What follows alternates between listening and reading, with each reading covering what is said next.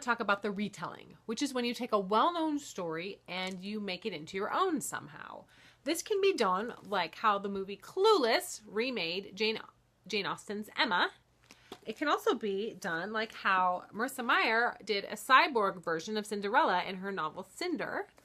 Or it could be taking well-known characters from a classic novel and making your own story about them, like the movie or the book and the Broadway show Wicked did of Frank L. Baum's Wizard of Oz characters. So the biggest examples of these type of stories are fairy tales.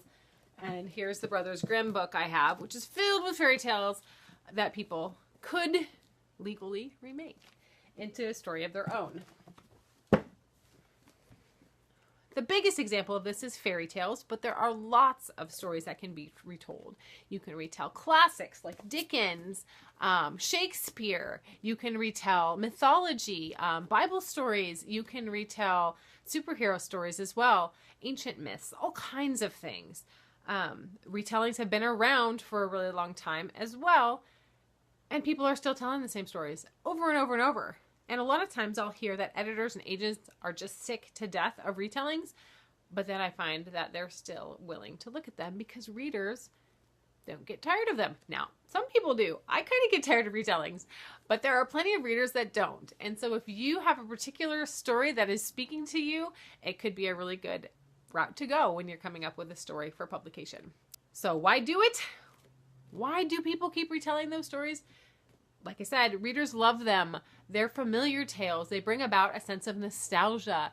Some authors find it fun and challenging to try to tell them from a different angle. To use a familiar plot with a new point of view character, or to write a familiar point of view character into a new plot. How do you do it?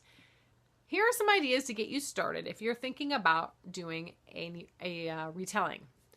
First, you have to make sure it's legal. You need to do this before you get too far, and then you're disappointed that you spent all this time on something that you don't have the rights to do.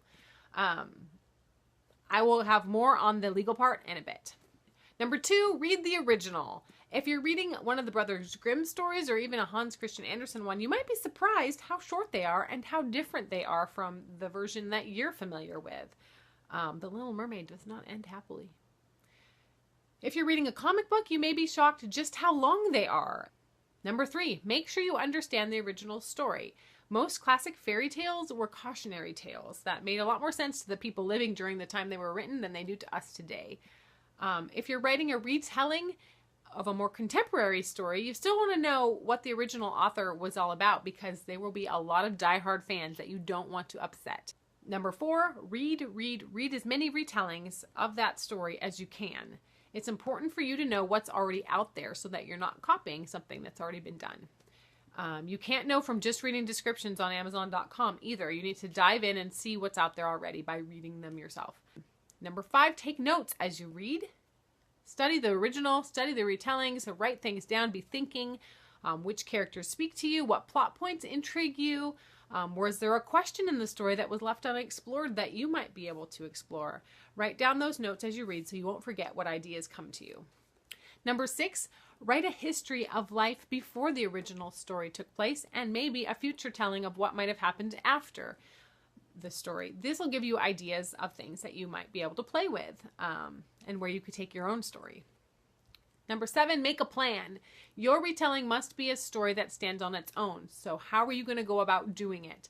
What characters are going to stay? What characters are going to be cut? Do you need to create some more characters? Do you need to create a more interesting story world? Do you want people to know it's a retelling, or is this going to be kind of a secret thing that you want to do just for fun? Do you want to tell a parallel of the original? Do you want to take a minor character and branch off? Which elements of the story must remain in order to please the fans? All these things you want to answer. So make your plan, and then you'll be ready to go. Now for the boring part. What you can and cannot do legally. You can only rewrite books that are in the public domain. You can't rewrite Superman or Diary of a Wimpy Kid or Harry Potter. Those stories are owned by someone or a corporation. You can't rewrite Lord of the Rings yet. Those people are holding on to that stuff. You can't do it. You can write fan fiction all you want. You can write Harry Potter fan fiction, Doctor Who, fan fiction, any kind of fan fiction you want, post it online, find other fan fiction forums and read each other's stuff and have a great time. But if you want to publish this and get paid for it, you cannot do it. You will get in trouble. Do not write Harry Potter 8. You'll get in trouble. So, you need to use stories that are in the public domain. Listen, I am no lawyer, okay? I just Googled this stuff, and some of it I know from going to writers' conferences for years and years and years. But here's what I've learned. If you're serious about writing a retelling, you need to do your homework and make sure it's legal. You'll find links in the notes section to some resources that I found, so you can click on those. But if you're looking for information on a particular work, I don't know the answer. I can't help you, so you're going to have to Google it and see what you can find, because that's what I do. So here we go. Here is my list of tips for you.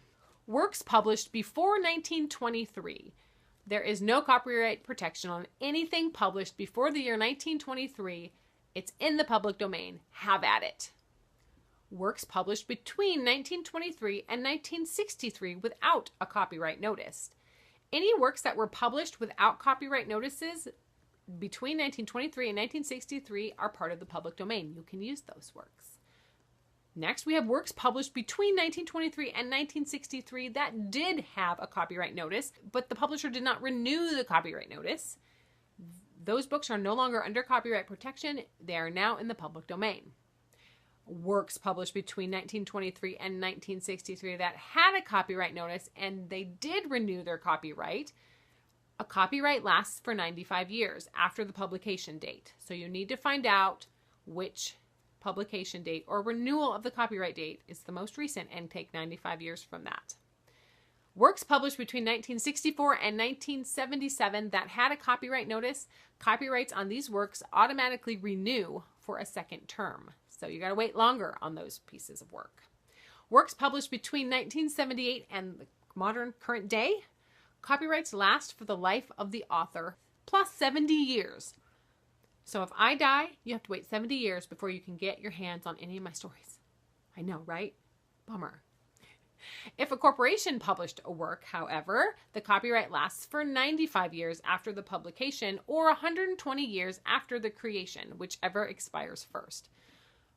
If your brain is melting, like I said, all of this is in the notes section. You can go down there and read it and copy and paste it or print it out and whatever.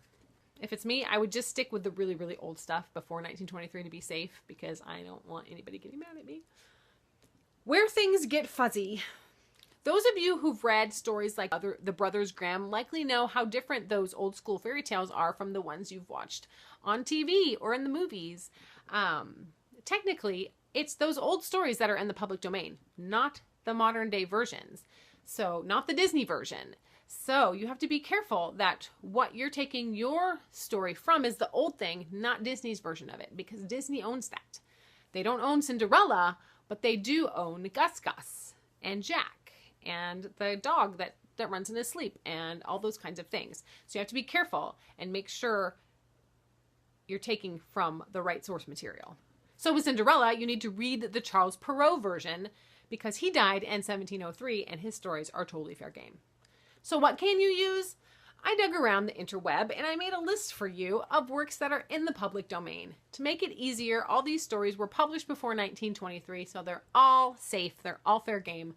I'm going to list a title or three that each author did, but that doesn't mean that's all they wrote. You might dig around and find out they wrote some other stories that are kind of interesting that you could play with.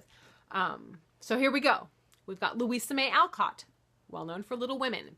Hans Christian Andersen, The Little Mermaid, The Ugly Duckling, Thumbelina. Jane Austen, Sense and Sensibility, Pride and Prejudice, Emma. L. Frank Baum, The Wizard of Oz. Charlotte Bronte, she wrote Jane Eyre. Emily Bronte wrote Wuthering Heights. Frances Hodgson Burnett wrote The Secret Garden and A Little Princess. Lewis Carroll wrote Alice's Adventures in Wonderland and Through the Looking Glass.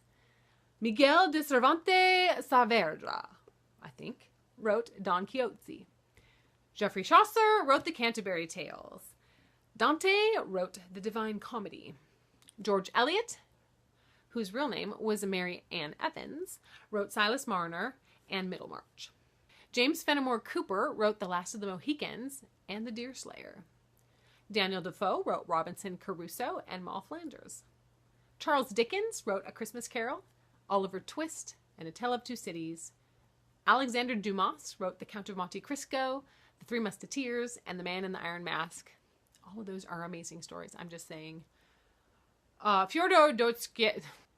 Fyodor Dostoevsky.